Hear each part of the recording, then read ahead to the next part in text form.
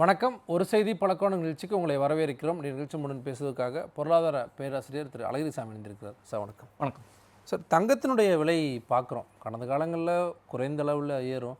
ஒரு நாளைக்கு 2 முறை ஏறக்கூடியதையும் நம்ம பார்த்துட்ருக்கோம். இப்போ ஏன் இந்த அளவுக்கு குறிப்பிட்ட 2022க்கு பிறகு இந்த தங்கத்தினுடைய விலை ஏற்றத்தை நம்ம பார்க்க வேண்டியதாக இருக்குது?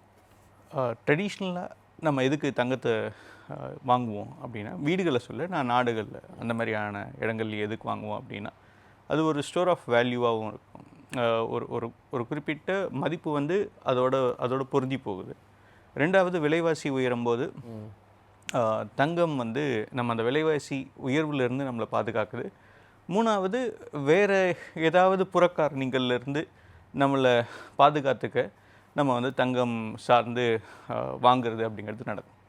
இந்த 3 காரணங்களுமே இப்போது நம்ம பெருசாக இந்த குறிப்பிட்ட ஏற்றத்தை சொல்ல முடியாது. இதையும் தாண்டி இதுவும் இருக்குது. பட் இதையும் தாண்டி இன்னும் கொஞ்சம் சில காரணங்கள் இருக்குது.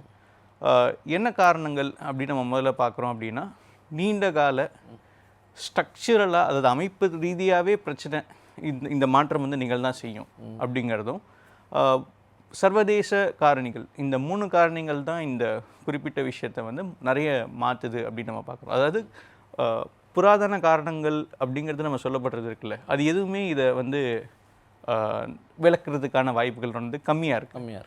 அப்போ புது காரணிகள் தான் இதை விளக்குறதுக்கு நிறைய தோதான விஷயமா இருக்குது. அப்போ இந்த புது காரணிகளில் ரொம்ப முக்கியமானது அப்படின்னா, சமீபத்தில் பல மத்திய வங்கிகள் இருக்குல்ல, அதாவது நமக்கு ரிசர்வ் பேங்க் ஆஃப் இந்தியா இருக்கிற மாதிரி பல்வேறு நாடுகளில் அதோட மத்திய வங்கிகள் இருக்கு. இந்த மத்திய வங்கிகள் என்ன பண்ணுறாங்க அப்படின்னா, எஸ்பெஷலாக ஏஷியன் கண்ட்ரீஸில் இருக்கிற மத்திய வங்கிகள், ரஷ்யா உட்பட, இவங்க எல்லாரும் அதிகமான தங்கத்தை கொள்முதல் பண்ணுறது, வாங்கிறது அப்படிங்கிறதுல சமீப காலத்தில் அதிகமாக ஈடுபடுறாங்க. 2022க்கு அப்புறம் தானே அது? ஆமாம். இது சைனாவை எடுத்துக்கிட்டிங்க அப்படின்னா 2022க்கு அப்புறம் ரொம்ப அதிகமாக அவங்க தங்கத்தை வாங்க ஆரம்பிக்கிறாங்க. இப்போது இதோடு சேர்ந்து ரஷ்யா, இந்தியா ஒரு கணிசமான அளவு, இது எல்லாமே நம்ம எடுத்துக்கலாம். வெஸ்டர்ன் கண்ட்ரீஸில் எடுத்திங்கன்னா போலாண்ட் சமீபத்தில் அப்படி பண்ணுறாங்க அப்படின்னு சொல்கிறாங்க. இப்போ ஏன் இதை இவ்வளோ தங்கத்தை வாங்கணும்? இப்போது பழங்காலத்தில் நம்ம என்ன பண்ணுவோம் அப்படின்னா, டாலரை ஒரு கணிசமான அளவு நம்ம வைப்பு நிதியை வச்சுப்போம். அதுதான் நம்மளோட ரிசர்வ்ஸ் அப்படின்னு வச்சுப்போம். இப்போ டாலரை சேலஞ்ச் பண்ணுறாங்க.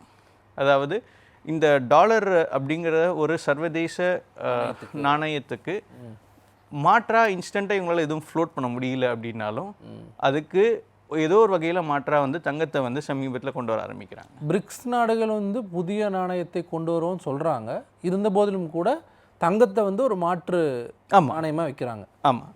இதுக்கு ஏன் டாலர்லேருந்து நம்ம தங்கத்துக்கு நோக்கி நகர்றாங்க அப்படின்னா, அதுக்கும் அமெரிக்காவே ஒரு காரணத்தை உண்டு பண்ணியிருக்கு. என்னென்னா, ரஷ்யா உக்ரைன் போர் அப்போது கிட்டத்தட்ட $300 பில்லியன் அப்படிங்கிறது ரஷ்யாவோட வைப்பு நிதியாக அமெரிக்காவில் இருந்துச்சு. அந்த தொகையை நாங்கள் ஃப்ரீஸ் பண்ணுறோம், அதாவது அந்த தொகையை நாங்கள் முடக்கிறோம், இனி அந்த தொகையை உங்களுக்கு கொடுக்க முடியாது அப்படின்னா, அந்த 300 பில்லியன் அப்படிங்கிறது அப்படியே போயிடுச்சு. அதாவது அவங்க சம்பாதிச்ச பணம் அப்படிங்கிறது அவங்களுக்கு திருப்பி கிடைக்காது. இதுதான் அதோட அடிப்படையை நம்ம புரிஞ்சிக்கிறது. அப்போ என்ன ஆகுது அப்படின்னா, இந்த மாதிரி இனி இந்த பொருளாதார சூழலோ இல்லை ஒரு சின்ன போர் சூழல் உருவாகுது அப்படின்னா, அமெரிக்க நாணயம் அடிப்படையில் நம்ம இதை வச்சுருந்தோம் அப்படின்னா நம்பி இருக்கக்கூடாது. ஆமாம், அப்படிங்கிற ஒரு சூழலை உருவாக்குது. அப்போ இந்த அமெரிக்கா சார்ந்து இல்லை அமெரிக்க நாணயம் சார்ந்து நம்ம சர்வதேச நாணயமாக அதை வச்சுக்கிட்டு இருந்தோம் அப்படின்னா, நாளைக்கு இந்தமாரி நமக்கும் ஒரு நிகழ்ச்சி நடக்காது அப்படிங்கிறதுக்கு என்ன உத்தரவாதம் இருக்குது? அது சீனாவாக இருக்கலாம், இல்லை இந்தியாவாக இருக்கலாம், இல்லை அமெரிக்க ஹெஜிமோனியை சேலஞ்ச் பண்ணக்கூடிய இப்போது நாடுகளாக இருக்கக்கூடிய ஆல்டர்னேட்டிவ் நாடுகளாக இருக்கலாம். இவங்க எல்லாருமே இப்போது இந்த டாலர்லேருந்து மாற்றாக அவங்க தங்கத்தை நோக்கி நகர்றாங்க.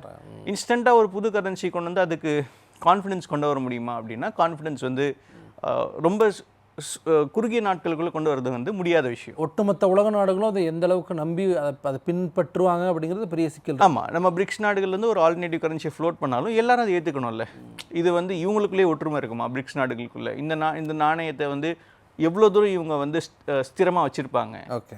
இந்த மாதிரியான கேள்விகள்லாம் இருக்கும். அப்போ அதுக்கு மாற்றாக வந்து இவங்க தங்கத்தை நோக்கி நகர்றாங்க. அப்போ தங்கத்தை நோக்கி நகரும்போது இந்த குறிப்பிட்ட ஏற்றம் அப்படிங்கிறது பார்க்குறோம். அதாவது கடந்த ஆண்டு 2024 பொறுத்த வரைக்கும் 27% தங்கம் விலை வந்து ஏறிச்சு. ஏறி இருக்கு. அதாவது அந்த ஆண்டு முழுக்க. இப்போ நம்ம வந்து அக்டோபரை கூட தொடலை. ஆமாம். இந்த முதல் 9 மாதங்களில் கிட்டத்தட்ட 37% வந்து தங்கத்தோட விலை வந்து ஏறி அதிகமாக இருக்கு. அதாவது இந்த ஜனவரி மாதத்துலேருந்து இந்த செப்டம்பர் மாதம் வரைக்கும் வெறும் 37, அதாவது இந்த 9 மாதங்களில் மட்டும் 37% வந்து உயர்ந்திருக்கு. கொள்முதலும் நீங்கள் சொல்கிற மாதிரி 2022 1082 டன் ஆகும், 2023 1037 டன்னாகவும் ஏறி இருக்குது, 2024 1180 டன்னாகவும் அதிகரிச்சிருக்கு. ஆமாம். இப்போது இந்த சென்ட்ரல் பேங்க்ஸில் எந்த அளவுக்கு இவங்க எடுத்திருக்காங்க அப்படின்னு நீங்கள் எடுத்தீங்கன்னா கிட்டத்தட்ட 1000 பில்லியன், சாரி 1000 மெட்ரிக் டன். இந்த குறிப்பிட்ட டன்னை தாண்டி நம்ம எடுக்கிறது இருக்குல்ல, இது வந்து பல மத்திய வங்கி, அதாவது பல நாடுகளோட ரிசர்வ் பேங்க்ஸாக இருக்காங்கல்ல, அவங்க எல்லாருமே இப்போ ப்ரொக்யூர் பண்ண ஆரம்பிச்சிருக்காங்க. கடைசி 5 ஆண்டுகளோட சராசரியை காட்டிலும் 2 மடங்கு வந்து இப்போ எல்லாருமே வாங்குறாங்க. அப்போது ஒரு புது ஒரு விதமான ஒரு ரீஆர்டருக்கு நோக்கி இது நகர்த்துறதுக்கு சைனா ரொம்ப அக்ரெசிவாக இந்த வேலைகளை பண்ணுறாங்க.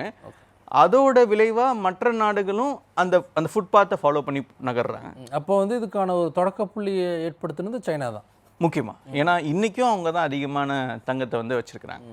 இதோட விளைவாய்ப்பு என்ன ஆகுது அப்படின்னா, பல நாடுகளில் ரிசர்வ் கரன்சிஸாக இல்லை ரிசர்வ்ஸாக என்னென்ன வச்சுருப்பாங்கன்னா யூஎஸ் டாலர் வச்சுருப்பாங்க, யூரோ வச்சுருப்பாங்க, அப்புறம் உலகத்தில் இருக்கிற மற்ற முக்கியமான நாடுகளோட கரன்சிஸை வச்சுருப்பாங்க. அதை தவிர்த்து தங்கத்தையும் வச்சுருப்பாங்க.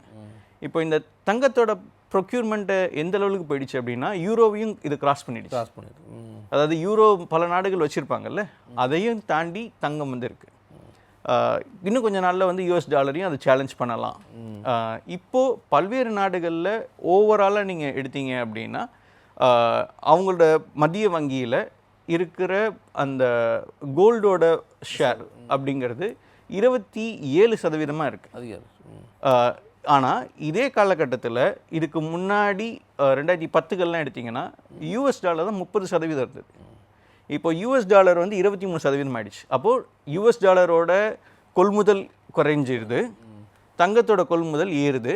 அப்போது ஓவரால் ரிசர்வ்ஸில் இனி கோல்டு தான் வந்து முக்கியத்துவமான பாத்திரம் வகிக்கும். ஓகே. இப்போ இதில் இன்னொரு விஷயம் சொல்கிறாங்க சார், இப்போ அமெரிக்க ஃபெடரல் ரிசர்வ் வந்து அவங்களுடைய வட்டி விகிதத்தை வந்து குறைப்பாங்க. அதன் மூலமாக தங்கத்தின் விலை குறையுங்கிறதையும் நம்ம எதிர்பார்க்கலாமா? அது லிங்க் ஏதாவது இருக்கா அப்படி ஏதாவது?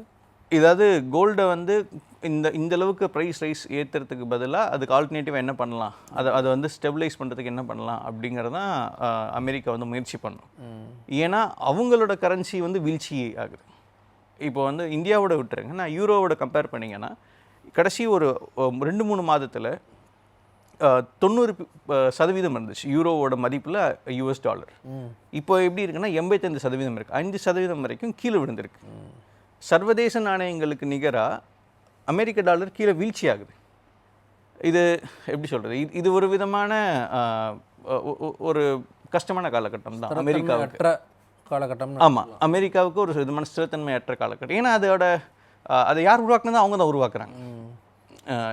இப்போது வேறு சில இடங்களில் வந்து ஒரு டீஸ்டெபிலைசேஷன் இருக்குது, அங்கே விதமான ஸ்திரத்தன்மை இல்லை அப்படின்ற பட்சத்தில் நம்ம அமெரிக்கா சார்பு இல்லை அமெரிக்கா நிலைப்பாடோடு நம்ம நகரலாம். இந்த டீஸ்டெபிலைசேஷனே அமெரிக்காவில் தான் நிகழுது, அவங்களோட வரி விதிப்பு காரணமாக தான் இதெல்லாமே மாறுது. அப்படிங்கிற பட்சத்தில் நீங்கள் ஆல்டர்னேட்டிவாக எங்கே போவீங்க? பட் அது வந்து தங்களுடைய பொருளாதாரத்தை உயர்த்தக்கூடிய விதமாகத்தான் நாங்கள் மாற்றணுங்கிறது தான் ட்ரம்ப்பினுடைய ஒரு வாதமாக இருக்குது. அந்த வாதம் சரிதான். அவர் வந்து இந்த குறிப்பிட்ட பாலிசி வழியாக அங்கே வந்து இன்ஃப்ளேஷனை குறைக்கிறதையோ இல்லைன்னா வேலைவாய்ப்பு உருவாக்குறதையோ இல்லை அவங்களோட மக்களோட வாழ்வை வந்து மேம்படுத்துறதையோ இது எதுவாவது அச்சீவ் பண்ணியிருக்கிறா இந்த 10 மாதத்தில் அப்படின்னா எதுவும் கிடையாது. தனிப்பட்ட கொள்கையாக இருக்குது, அரசனுடைய கொள்கை சார்ந்து இது இல்லை, முடிவுகளாக இல்லாமல் இருக்கப்போ. அதாவது இந்த கொள்கை எதுவுமே அதோட மேட்ச் ஆகல. அதாவது பாப்புலர் கொள்கைன்னு சில விஷயங்கள் இருக்கும், பாப்புலராக பல பேர் ஏற்றுப்பாங்க இது நடக்கும் அப்படின்னு. ஆனால் ரியாலிட்டியில் வந்து அதோட ஃபண்டமெண்டல்ஸ் தெரிஞ்சவங்க வந்து இது ஒர்க் ஆகாதுன்னு நம்மளுக்கு தெரியும். அந்த மாதிரி தான் ட்ரம்ப் சொல்கிற பல விஷயங்கள் வந்து பாப்புலிஸ்டான ஒப்பீனியன். பல மக்கள் வந்து அதை வந்து நம்பலாம். ஆனால் ஃபண்டமெண்டல்ஸில் ஒர்க் பண்ணும்போது தெரியும் இது வந்து ஒர்க் ஆகாது அப்படின்னு நம்மளுக்கு தெரியும். அப்போ நீங்கள் சொன்ன மாதிரி தங்கத்தை வந்து அதிகமாக ரிசர்வ் பண்ண ஆரம்பிக்கிறாங்க. 90s வந்து இதே மாதிரியான பொருளாதார பிரச்சனைகள் வந்தப்போ இந்தியா என்ன பண்ணுச்சுங்கிறத நம்ம பார்த்தோம். இப்போ அதை நோக்கி போகிறாங்களா? நம்ம ஒரு எடுத்துக்காட்டுக்கான இந்தியாவை எடுத்துக்கிட்டிங்க அப்படின்னா, நம்ம இந்த குளோபல் பேட்டர்ன் நான் இப்போ சொன்னால எப்படி வந்து கோல்டு அதிகமாக ப்ரொக்யூர் பண்ணிட்டு டாலர்ஸ் கம்மி பண்ணுறோமோ, இந்தியாவும் கிட்டத்தட்ட இதே பேட்டர்ன் தான் இருக்குது. இந்தியாவில் கடந்த ஆண்டு அமெரிக்க அந்த நாணயங்களோட மதிப்புன்னு எடுத்திங்கன்னா 245 பில்லியனாக இருந்துச்சு டாலரில். இப்போ அது 227 பில்லியனாக கீழே குறைஞ்சிருச்சு. இதே தங்கம் எடுத்தீங்க அப்படின்னா கான்ட்ராஸ்டாக தங்கத்தை வந்து கடந்த ஜூன் மாதத்தை விட இந்த ஜூன் மாதம் வந்து நம்ம இன்னும் அதிகமாக ப்ரொக்யூர் பண்ணியிருக்கோம். அப்போது இந்தியாவும் இந்த குறிப்பிட்ட ஆட்டத்துக்குள்ளே டாலரை வந்து ப்ரொக்யூர் பண்ணுறதை கம்மி பண்ணி தங்கத்தை ப்ரொக்யூர் பண்ணுறதை வந்து அதிகரிச்சிருக்கு. ஸோ இது எல்லாமே தான் உங்களுக்கு குளோபல் ஃபேக்டர்ஸாக இருக்குது. இதையும் தாண்டி இன்னொரு ஃபேக்டர் என்ன சொல்கிறாங்க அப்படின்னா, இந்த குளோபல் ரீஆர்டர் நடக்கும்போது இப்போது அமெரிக்க மதிப்பில் பார்த்தீங்கன்னா டாலர் 3500 ஒரு அவுன்ஸ் அப்படின்னு சொல்கிறாங்க. இந்தியாவில் நீங்கள் 10 கிராமுக்கு வந்து கிட்டத்தட்ட 1,10,000 அப்படின்னு வச்சுக்கலாம். 10 கிராமுக்கு 24 கேரட் சொல்கிறேன். இது வந்து $4,300 பெர் அவுன்ஸ் வரைக்கும் போகும் அப்படிங்கிறது தான் குளோபல் ப்ரெடிக்ஷன் சொல்கிறாங்க. இந்தியாவை பொறுத்த வரைக்கும் இதை 10 கிராம் மதிப்பில் சொல்லணும்னா கிட்டத்தட்ட 1,40,000 வந்து ஒரு 10 கிராமுக்கான விலையாக இருக்கும். அப்போ 1 கிராமுக்கான விலையை எடுத்திங்கன்னா கிட்டத்தட்ட 14,000 வரைக்கும் போகும் அப்படிங்கிறது இன்டர்நேஷ்னல் ப்ரெடிக்ஷன்ஸ். இது எல்லாமே இந்த அசாதாரண சூழ்நிலை காரணமாக தான். இந்த அசாதாரண சூழ்நிலை தான் நியூ நார்மல். இனி வந்து இந்த அசாதாரண சூழ்நிலை அப்படிங்கிறது சாதாரணமாகும், ரொம்ப காலம் குறையும் அப்படிங்கிற ஒரு நம்பிக்கையை விதைக்கிறாங்க. இப்போ 1.5 லட்சம் வரைக்கும் ஒரு பவுன் போகும், அதுக்கப்புறம் குறையும் அப்படிங்கிற ஒரு சொல்கிறாங்க. இந்த அசாதாரண சூழ்நிலை தானே இன்றைக்கி நியூ நார்மலாக இருக்குது. இப்போது ஒரு சில நாளைக்கு அசாதாரண சூழல், அதுக்கப்புறம் ஒரு நெடுங்காலத்துக்கு வந்து ஒரு சௌகரியமான சூழல் இருக்கும் அப்படின்னு நம்ம நினைக்கிறோம்ல. அப்படி இல்லாமல் தினம் தினம் ஏதோ ஒரு புது செய்தி வருது. அந்த செய்தி வந்து மார்க்கெட்டை ஹிட் பண்ணும்போது மார்க்கெட் ஒரு அன்சர்டனிட்டிக்குள்ளே போகுது. அப்போ அன்சர்டனிட்டி தான் இனி நார்மல் அப்படின்னு சொல்கிறாங்க. இது எப்போ மாறும் அப்படின்னா ஒரு குளோபல் செட்டில்மெண்ட்டை நோக்கி நகரும். ஓகே, இந்த போர்கள் எல்லாமே வந்து முடிவுக்கு வருதும் பட்சத்தில் மீண்டும் பழைய நிலையை நோக்கி போகிறதுக்கான சூழல் இருக்கும். அப்போது யார் வந்து அந்த போரில் வெற்றி பெற்றிருக்காங்க, இல்லை யார் அந்த அமைதி பேச்சுவார்த்தையில் வெற்றி பெற வச்சுருந்துருக்காங்க, இவங்களை சார்ந்து அந்த உலக நகர்வுகள் வந்து அவங்கள நோக்கி நகரும். ஸோ இப்போ அடுத்தது கட்டமாக நம்ம பார்க்கும்போது இதனுடைய விளைவுகள் எந்த அளவுக்கு இருக்குங்கிறத நம்ம பார்க்க வேண்டியதாக இருக்குது. இப்போ வந்து விலை ஏறிட்டே இருக்குது, மக்கள் அதை நோக்கி வாங்குவாங்களா இல்லையா, ஒரு அச்சத்தோடு இருக்காங்க, இல்லை வெள்ளியை நோக்கி நகருவாங்க அப்படிங்கிறதையும் நம்ம பார்க்க வேண்டியதாக இருக்குது. அப்படி வெள்ளியை நோக்கி நகர்ந்தாங்கன்னா அதனுடைய தேவைகள் அதனுடைய இது வந்து அதிகமாக இருக்க வாய்ப்பு இருக்குமா? அது மேக்ரோ லெவலில் இப்போ எடுத்தீங்க அப்படின்னா வெள்ளியோட விலையும் ஏறிட்டு தான் இருக்குது.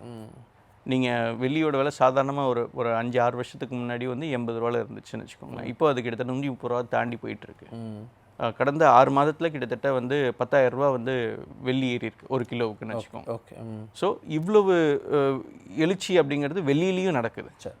ஆனால் நீங்கள் தங்கம் அளவுக்கு மக்கள் வெள்ளி வாங்குவாங்களா அப்படின்னா தங்கத்துக்கு இருக்கிற அந்த வசீகரத்தன்மை இருக்குல்ல, அது வெள்ளிக்கு வந்து அவ்வளவு கிடையாது. ரெண்டாவது தங்கம் வந்து நீங்கள் நினைக்கிற அளவுக்கு ஒரு அணிகலனா வேர் பண்ணும்போது அது வந்து அதுக்கு ஏற்பட்ட தேய்மானம் வந்து ரொம்ப குறைவு.